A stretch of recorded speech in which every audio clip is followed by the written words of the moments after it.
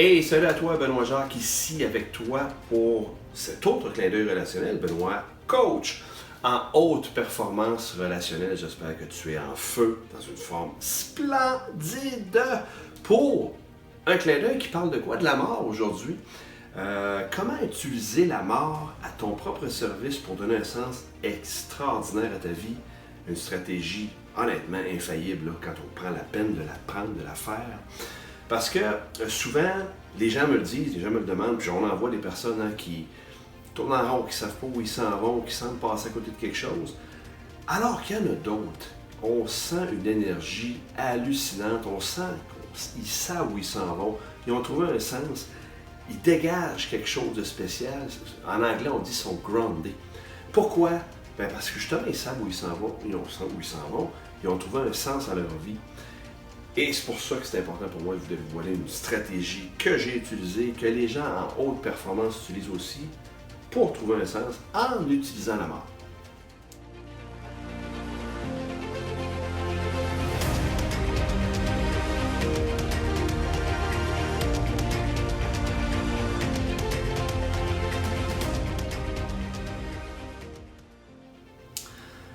Alors voilà, cette stratégie-là, comment on l'applique, comment on l'utilise, c'est fort simple, mais en même temps, ça demande un bon temps de réflexion, s'installer dans un endroit tranquille, seul, en paix, relax, un endroit qui vous convient, pour vous poser la question suivante. Supposons que ma vie achève. Je suis dans mes dernières minutes, derniers jours de ma vie. Tu t'imagines vraiment dans cette situation-là. Ça se termine, c'est terminé, là. Tu le sais. Qu'est-ce que tu regretterais de ne pas avoir fait déjà dans ta vie? Qu'est-ce qui manque? Qu'est-ce que tu aurais dû faire? Qui t'aurais dû rencontrer? Qu'est-ce que tu penses regretter à ce moment-là? Juste se poser cette question-là, c'est une puissance phénoménale pour trouver un sens. Mais là, ne paniquez pas. Si jamais vous ne trouvez pas de réponse tout de suite, ça peut prendre 2, 3 séances où tu te poses cette question-là. Puis à un moment donné, ça t'arrive avec une force. Là. Moi, je l'ai vécu. Je me suis posé la question et ce qui est arrivé très très fort, c'est partir une entreprise, créer quelque chose. C'était fort, là, je le sentais, puis je me disais, si je fais pas ça, je vais passer à côté de quelque chose. Puis voyez-vous, je suis en train de le faire. Là. Je suis en train de bâtir quelque chose, de bâtir une entreprise, je suis en affaires maintenant. Donc, c'est arrivé comment? Par cette réflexion-là, par cette question-là. J'ai quelque chose ici pour vous, peut-être pour vous inspirer davantage. La dame qui a fait des recherches, la dame s'appelle Bronnie Ware. Elle a fait des recherches parce que c'est une infirmière qui a côtoyé pendant presque toute sa vie des mourants, qui aidait les gens en fin de vie à passer de vie à trépas. Puis elle a fait une étude par rapport à ça, parce qu'elle s'est dit, c'est quoi les 5 plus grands regrets des gens qui quittent, des gens qui sont à la fin de leur vie? Moi, ça m'a beaucoup inspiré, c'est pour ça que je vous le partage, parce que je veux vous inspirer autant.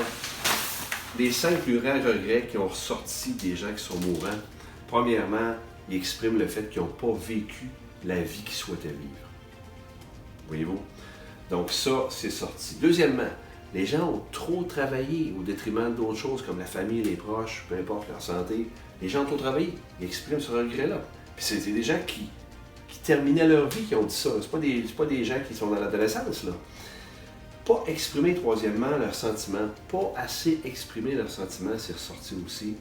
Quatrièmement, ils n'ont pas su, ils n'ont pas assez entretenu leur amitié. Ils ont laissé des amitiés précieuses sans les rencontrer, sans les voir. Donc, ils n'ont pas entretenu ça. Et finalement, dans le moindre, ils ne se sont pas permis d'être heureux. Les gens, c'est ce qu'ils expriment. Ils ne se sont pas permis ce luxe-là, si on veut, d'être heureux. En fait, c'est même pas un luxe. Hein. On devrait tous se permettre ça. Mais comment? C'est quoi être heureux? Donc, les réponses arrivent avec cette stratégie-là. Toi, maintenant, est-ce qu'il y a peut-être déjà quelque chose que tu regrettes? Que tu te dis, ouais, il faut que je fasse ça. Peut-être besoin de plus de réflexion.